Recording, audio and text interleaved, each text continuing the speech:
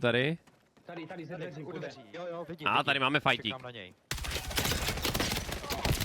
Těsně, to bylo takový hit, škoda.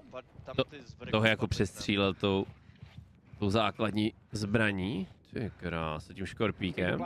Platy u mě, pojď. Už nás kropějí někde, no. Jo, tady leží. Třeba na střeše. Tak uvidíme, co borci teďka s tím vymyslej. Leží další. Na budově.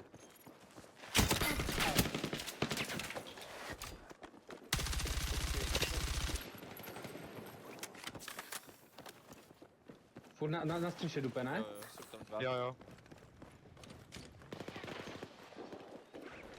Další lendík, jo? Možná by mohl zkusit vyjet záda Dám taky na míčko. tou zipkou na tu střechu. Přijde mi, že tady ze spodu je takový blbý, že i když je nokneš, tak nemůžeš je dorazit. Ta pistole je silná, taky hraju. Jo, je to hodně dobrý, ta základovka, ten škorpík. No, Peťo. Pifo, čau.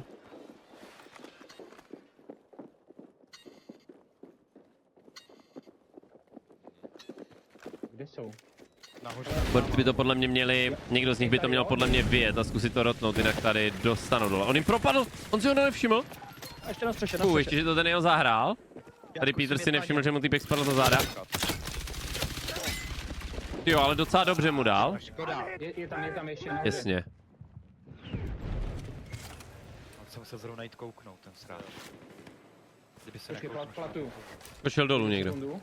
v pohodě, hrajte podle toho, jak... Ty vole, a teď RPG mu dej do toho stropa, pošli ho dolů. Běž tam nahoru. Dej mu to RPG! Dej mi ten raketomet! Tím raketometem by ho možná mohl prostřelit, ne aby spadl dolů, či? Buď a nebo. Hlídej vrch.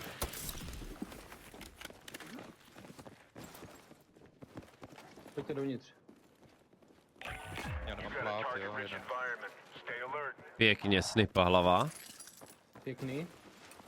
Mám plat, pojďte, vyhodím. Peťo. Tady u mě. Jdu, oni tady furt dupou jak šulíni.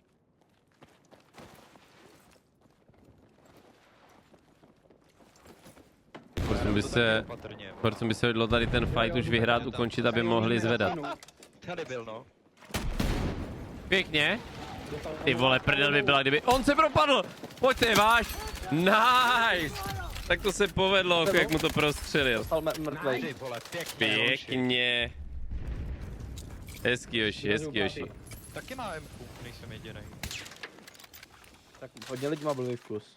Oho, prej hodně lidí má blbý. Jdi do prdele. Pěkně.